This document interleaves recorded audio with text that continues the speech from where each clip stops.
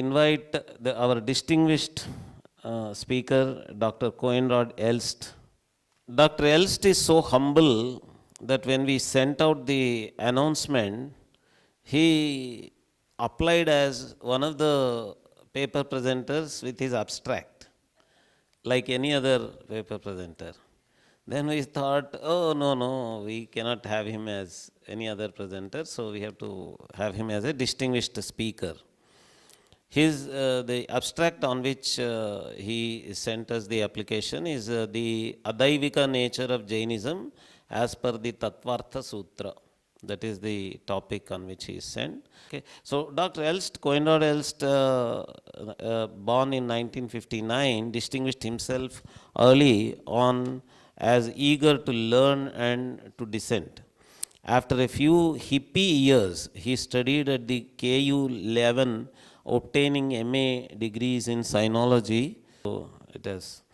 And a research stay at Benares Hindu University set him on course for original fieldwork, resulting in a doctorate on the political Hindu movement, which he obtained magna cum laude in 1998, all while raising 4 children with his then wife. As an independent researcher, he earned laurels and asterism with his findings on hot items like Islam, multiculturalism, the secular state, the roots of Indo-European, the Ayodhya temple mosque dispute, and Mahatma Gandhi's legacy.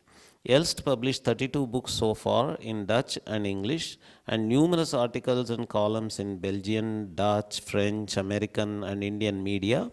He eked out a living with his pen for some periods as an employed editor, mostly on a freelance basis, and also served as a foreign policy assistant in the Belgian Senate. He was a visiting professor in Indus University, Ahmedabad, Sāṅkhya University of Buddhist and Indic Studies, and Śaṅkya University, Bengaluru. Harikiran Vadlamani garu, the founder of Indica, also was one of those who gave grants during his research work. And Dr. ELST is very popular on the Indic side, on Twitter and other social media also. As he has mentioned in the bio, with the positions that he takes, there is always a possibility of your enemies. In academics, actually, we should not use words like enemies, but it has grown to such an extent nowadays that the position taken leads to hostility also. But he is not worried. He is very straightforward. He takes his positions very clearly, come what may kind of approach. So now I invite him to talk on Adaivika nature of Jainism as per the Tattvārtha Sūtra. Namaste, everyone. So the word Adaivika here is used the way I hear Indian secularists use it, as one of the translations of the English word atheism. Because actually what we'll show is that Jainism is not Adaivika at all, though it is atheist. Something about my viewpoint, my conditionings. I am very much an Orientalist,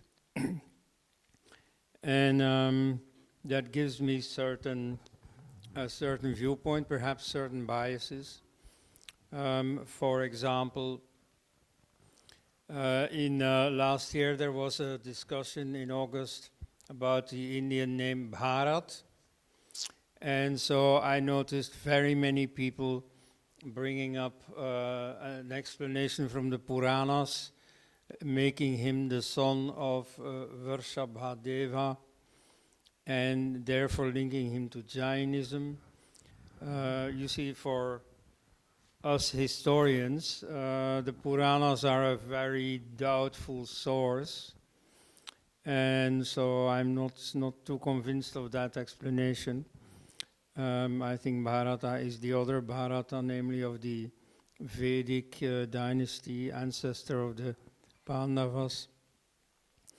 But so this is important in Jainism, because you do meet a lot of stuff in Jain cosmology as also in Buddhist cosmology that is of the same family as the Puranas, and you have to handle it absolutely with care.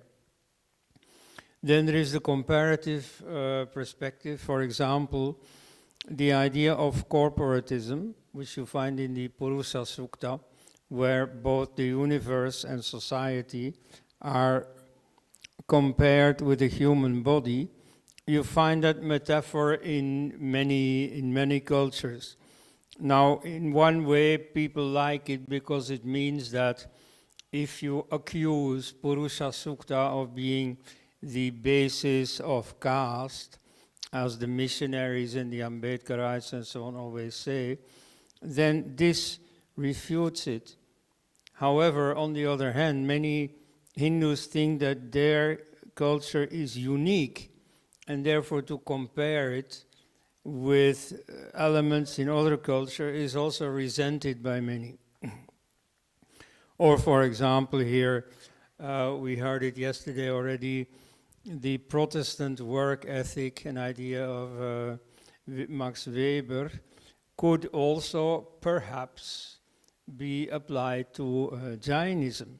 You know, the idea of making money and then not enjoying it hedonistically, materialistically, and therefore being able to reinvest it, and so on. Or the fact that meditation practices, and here this is usually evaluated purely positively, do exist also outside India, though very limited. Anyway, so I encounter in India quite some, opposition to these viewpoints. Nevertheless, they're mine. Next. So I suppose you all know the Tattvārtha Sūtra.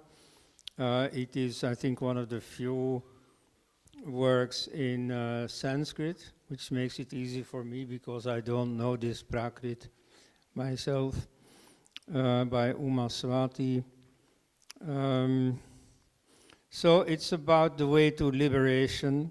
It's a moksha shastra as opposed to a dharma shastra. And moksha is defined as kirtsna karma kshaya, the elimination of karma. The subject here is not called Atma but Jiva. For those who believe in the untranslatability of Sanskrit terms, I know that Rajiv Malhotra has argued against the translation of Atma as soul, and quite correctly. However, Jiva is usually translated as soul, and I think understandably, because Jiva is not totally empty, totally devoid of qualities. Jiva is precisely the unit of consciousness encumbered with karmas that he accumulated over the lives. Next. However, there are more things than moksha in there. For example, there's a chapter about geography, where, among other things, Bharatvarsha is defined. Then there is advice on ethics, like, for instance, in verse 7:11. You have the 4 principles that you find in Buddhism as well as in the Yoga Sūtra, the 4 Brahma Viharas, namely that you have to be friends with everyone, and then compassionate to those who suffer, happy about the happiness of others, and equanimous, indifferent to the not so good behavior of others. Or for example, in the West, in yoga circles and so on, there is a lot of debate about the meaning of brahmacharya, And so people wonder, do they really mean chastity? What is chastity? And so all kinds of complications are cut through by the very clear statement, unchastity means copulation. That is to say, chastity means complete abstinence. Yeah, that's how the Buddha, for example, saw it. Anyway, so when you talk about psychology as opposed to the outside world, you're on safer ground, because when you talk about nature, the state of knowledge like 2,000 years ago usually is not as advanced as it is now. You may find things there that can't be maintained today, and so then your book looks a bit obsolete. And so here and there, according to some, especially Western observers and Deva Patnaik and a few secularists over here, that is the case with the Tattvārtha Sūtra.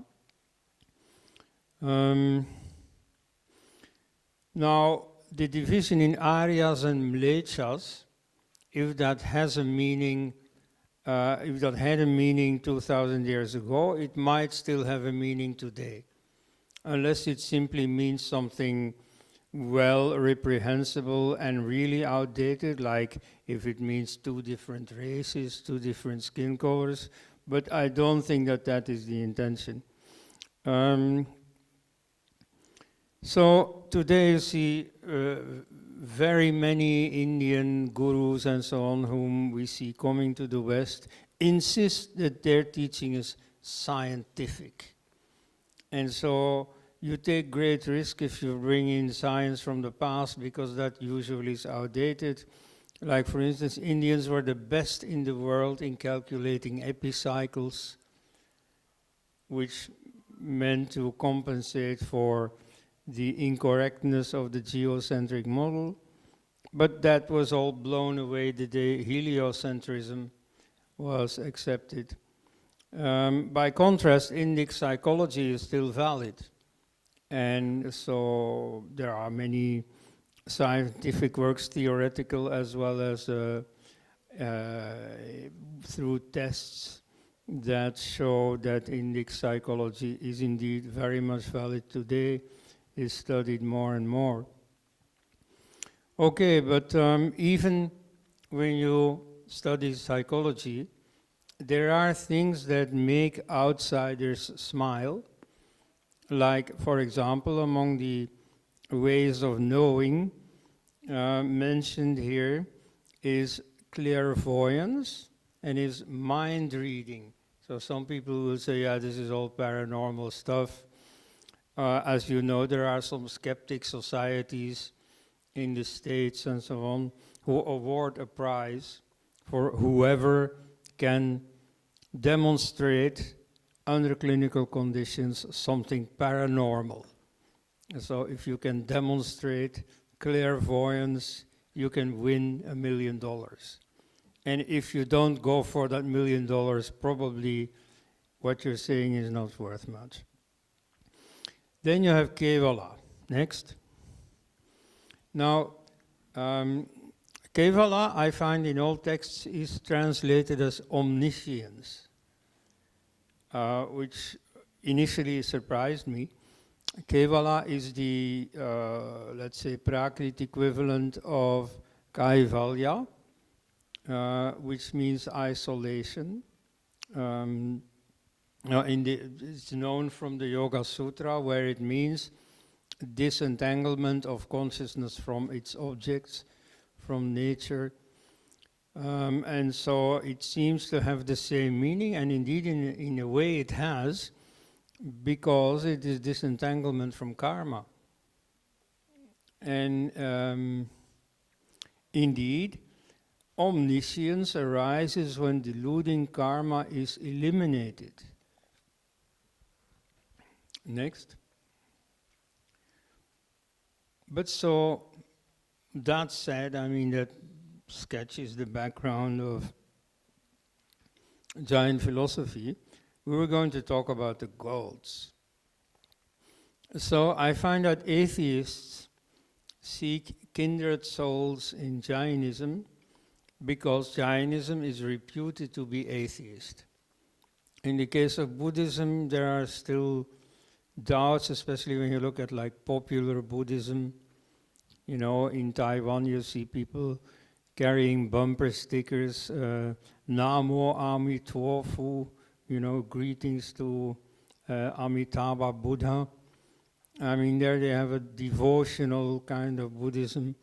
Well, in Jainism, I do not exclude it that is there, but at least if you talk about Jains who are capable of representing their religion, clearly the devotional aspect is much less, and the insistence on atheism is far more common. Like, for example, in the Tattvārtha Sūtra, there is an insistence that you cannot insult the gods. That may vaguely remind you of the insistence on not insulting gods in other religions. Otherwise, there is absolutely no history of Jains persecuting anyone or so. But at least the principle is there. It means at least, that's what counts for our purpose, that gods are important. Anyway, so there's a whole chapter about gods, the 4th of the 10 chapters. And so it describes what gods are. So gods are celestial beings. There are also beings in hell, and then there are animals and humans. But so it's one of the categories of beings. And there is a description of which kinds there are. There are gods that live in residences. There are gods that live in the forests. There are lustful gods and there are celibate gods. But all gods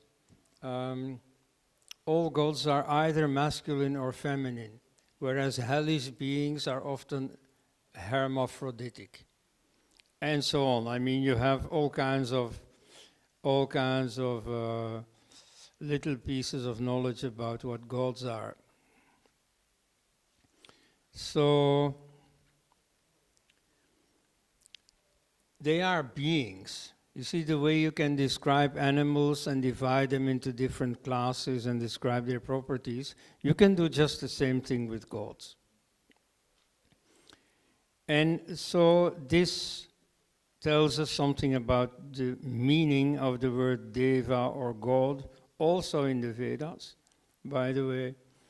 And so, you know, here, of course, they are part of a common, you know, Sanskritic cosmopolis.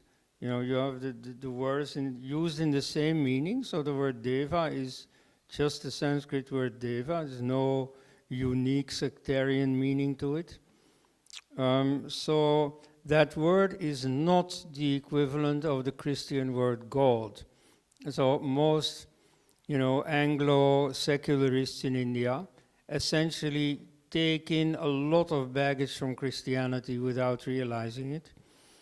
And so the whole idea of a creator God, a superhuman God who controls all of us, who has created all of us and so on, that is not the meaning of deva.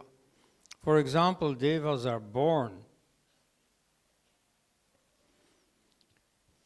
And again, you know, this is not typically Jain, this is not typically Hindu. You know, you find, for example, Zeus in Greece, at one time is born, and he is fed by the goat Amalthea, and so on. I mean, you know, he has quite a story. Gods sometimes die, you see, although, you know, people speak poetically about the immortal gods. Actually, gods have quite a personal history. Things happen to them. Now, if you look at the original meaning of the word deva, this also makes sense. Deva comes from the root div, which means to shine. And so the gods originally, and again in very many cultures, are simply the stars. And that's why they live in heaven, of course. So, and the stars can be subdivided in all kinds of categories. They also have a life, they can also die, they can explode and so on. So they live longer than human beings, but still they share some properties with us. So nevertheless, you see, even though they are not infinite, even though they are not of a different nature than the beings in the universe, they can be the object of worship or veneration. I make the distinction mainly also because of my Christian background, because in Hinduism, Jainism, Buddhism, you don't see that distinction really. There is no question of whether somebody that you look up to is God or not, precisely because gods are only creatures. You see, in the Abrahamic religion, it's a very radical thing. You know, either you're divine or you're a creature. It's one of the two, and the distance is enormous. Like the distance, you know, among the numbers between a finite number and the infinite. So, you know, the distinction here is not that important, not that crucial. In Germanic, the word God, that you all know, is related to the Sanskrit word huta, which means that which is worshipped, anything that is worshipped. And so, you know, this is not just the Christian God, it is the Christians who took this word and gave it their own meaning. The same thing with the word religio. So religio in Latin means a worshipful attitude, awe for the sacred, which is the basic characteristic of all religion. So in that sense, you can very certainly say that an atheist system like Jainism is also a religion. At least it is a religio in the original sense. It is only Christianity that took this word and gave it its own meaning, namely belief in a specific doctrine. Next. Yeah, so as I said, there are all kinds of details, especially in chapter 4, about the properties of the devas. Next. So there are plenty of gods, but there is no God in the Christian sense. So the trait of atheism is very much there. Moreover, to make this more radical, the Jain universe is anadi, beginningless, and ananta, endless. So the doctrine of creation is not central at all. In fact, it's not particularly being taught. The same thing can be said in many ancient Hindu philosophies, like in Sāṅkhya, atheist philosophy, that also says explicitly that there are two entities, nature and consciousness, and both of them are aja, are unborn. So they are co-eternal, but there's no God needed for that. And indeed, to make this whole system more consistent, more logical, you have the notion of karma, which is intrinsically implicit of atheism.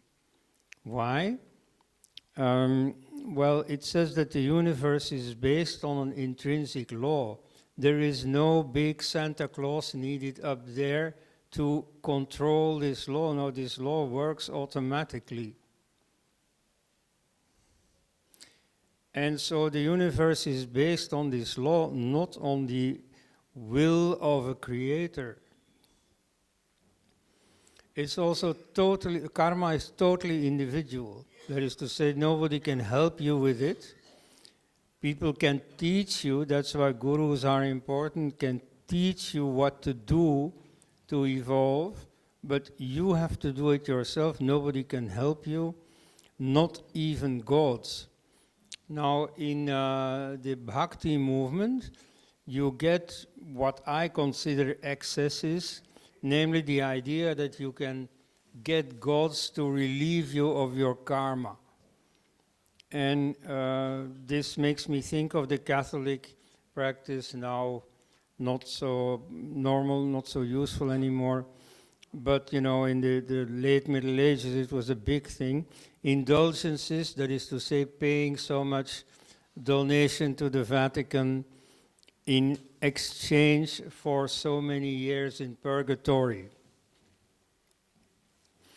And so this is entirely consistent. This is not a particularly Jain thing. In Purva Mimamsa, you get essentially the same idea of karma, even though karma there still has this meaning of ritual action, because there too what is there of gods do not have the role of a god, overseeing everything. They are like labels for the unseen mechanic that connects the ritual that you perform and the result of the ritual sometime later. This meaning is connected with the usual reincarnationist meaning of karma, which is also action at a distance, the actions in a past life that have their effect in the next life. So before this bhakti movement took over, much more than today's Hindus understand, there were plenty of Hindu atheisms, and so Jainism is one of them, but with the difference that it has remained true to itself. Right, thank you. And now if there are not only questions, but especially objections. Namaskar, thank you so much. Very detailed and original text oriented as usual. I have something to say on karma, and it's not that you have to reap the fruit of your karma always. It's like money, and Jains understand money, so hopefully. So if I have a loan and somebody gives me money, my loan can be repaid. Same way, the karma can be burnt, for example, by a guru, in many cases, by using his own money. So, for example, in many cases, Jain gurus have been known to take body afflictions of their devotees on themselves. So the karma has been burnt off, but not by the person whose karma it originally was, but it got transferred by the guru to themselves. Good. Yes, I live near Antwerp, which has a population of a few thousand Jains in the diamond sector. They have money like the sea is deep, Anyway, so I learn every day. Thank you. Yeah, sir, thank you for the interesting presentation. My question was on, say, the eternal recurrence of Stoics, which was taken up by Nietzsche. You mentioned in your presentation that contemporary Indians don't like their culture compared. So I wanted your thoughts on that.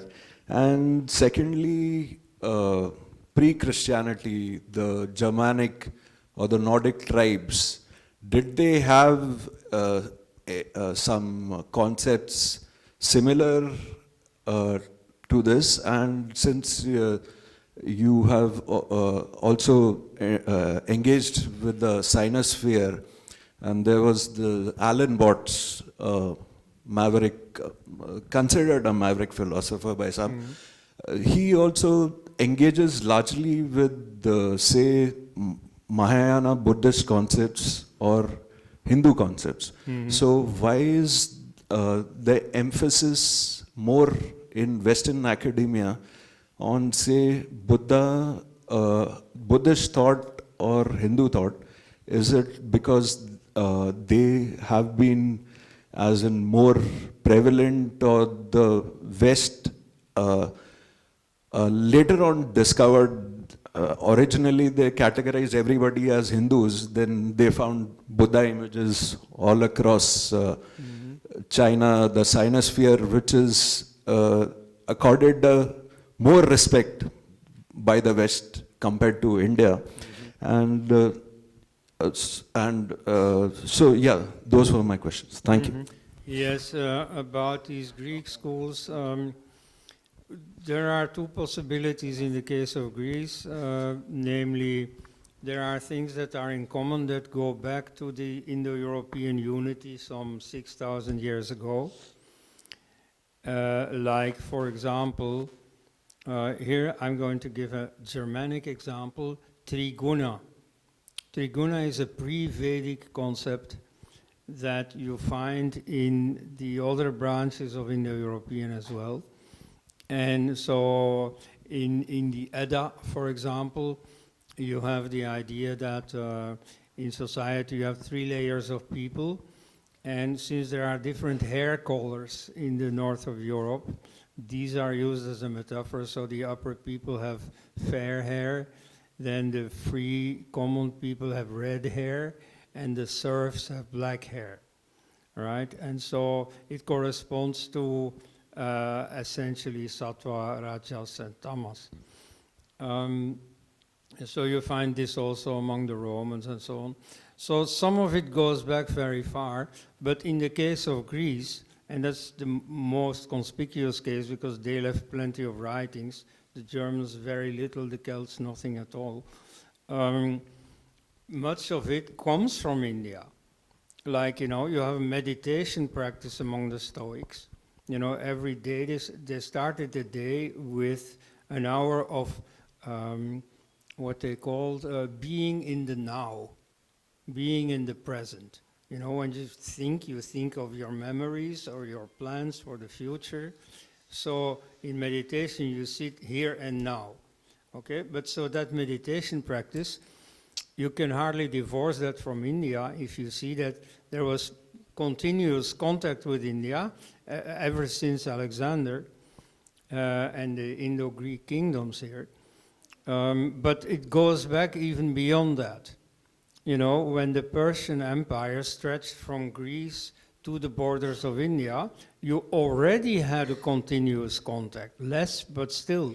And so Pythagoras very much was a Jain. Not just Indian, I say specifically Jain. You know, he believed in reincarnation. He practiced Mauna to become a member of his ashram. You know, for 5 years you had to be silent. He practiced vegetarianism, and not just vegetarianism, but also specific rules for specific vegetables you could not eat or not eat at certain times and so on. You know, it was very much borrowed. For China, similarly, of course, from the day that Buddhism enters China, you do get a lot of Indian influence. However, you do also have things that have developed in parallel to what happened in India and that are not traceable to India. Like I mentioned, the meditation practice among the Taoist masters that clearly predates Buddhism. So Zhuangzi, some 400 BC, speaks of sitting and forgetting. You know, that's his very simple definition of meditation. So you see, certain things have been discovered, in fact, at many places and times. You know, I mean, often discoveries are, like for instance, heliocentrism was already mentioned by Aitareya in the Aitareya Brahmana. that, you know, the sun seems to be turning around, but actually it's standing still. He says that in so many words. By Aristarchus in Alexandria, by Aryabhata, yet none of them was followed. You see, I mean, I can imagine the attitude of his, of their pupils, you know, like, oh, our master is very bright, but now he's exaggerating. I mean, the sun standing still, where does he get that? And so they fell back into geocentrism, right? And so, you know, very many good Indian ideas certainly have existed elsewhere, but have not persisted. Like there is in Europe a lot of, you know, romantic idealization of the Druids. The Druids were sort of the Brahmins among the Celtic people. Now, maybe they had something, maybe not, but we don't know, because you see, they didn't write on principle. And even when the Greeks introduced writing there, they used it only for bookkeeping, never for any profound ideas. So those are lost forever. And so any, you know, philosophical-minded people in the West really have to bring in a lot of ideas from the East. Thank you, sir, for this wonderful presentation. You also mentioned about the problem in translating terms specific to texts, referring them as non-translatables. But sir, how do we actually deal with this problem at academic level, also in societal level, where the words are generally translated using the terminology which is specific to Christian theology? So that's my question. Yeah, well, first of all, Indians very much exaggerate the importance of Christianity for Western culture today, because, you know, the outgrowing of Christianity has already been taking place for 200 years. Many people don't even have a memory of, you know, Catholic belief. I mean, I can see the differences. I was very much a Catholic when I was a child. I was a singer in the church choir and that. And today my children don't know anything about it. They've not been baptized.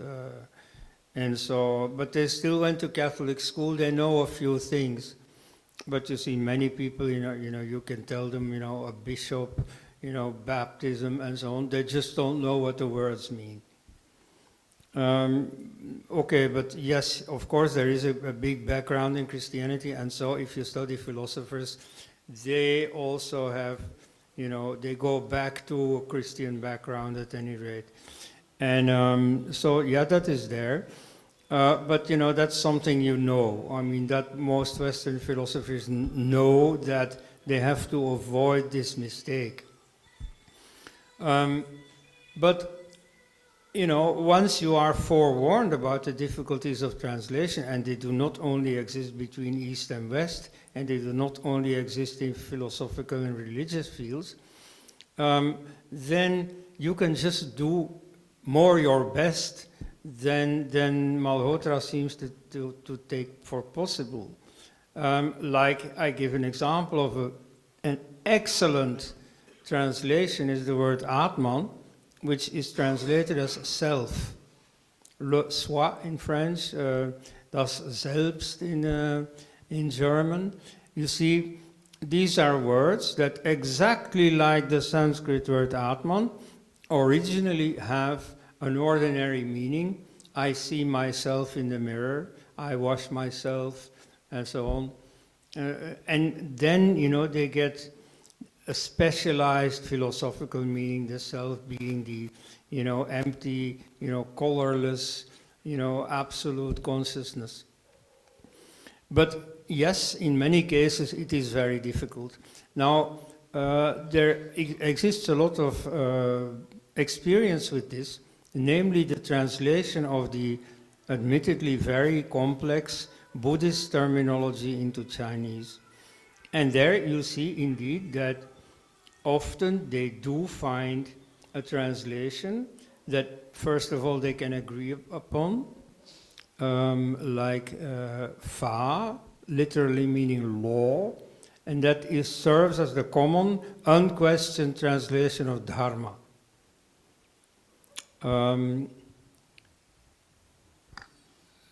And well, here it is arguable, but I know that here philosophical minds will argue plenty about it, whether it is also correct to translate it like that. But at any rate, there are other terms that where they have just given up, where they tried Chinese words as translation and then thought, this carries too much baggage, this has too many connotations for that specific Sanskritic meaning, and so they ended up just taking the Sanskrit word and, turning it into some Chinese. So that is what is happening now in English with terms like karma, avatara, and so on. So, I see it mainly as a practical problem. If you really do your best, you can translate a lot more than people think. But I admit that it is a problem, and that in some cases it seems to remain a problem that can only be solved by taking over the Sanskrit word. Yes. Lady? Okay. Dr. Koenraad, thank you so Yes. much. I've just a question. Your total lecture is very provocative. You have told that in the Semitic religions, there's a binary between good and evil. Mm-hmm. So in Islam, Judaism, and Christianity.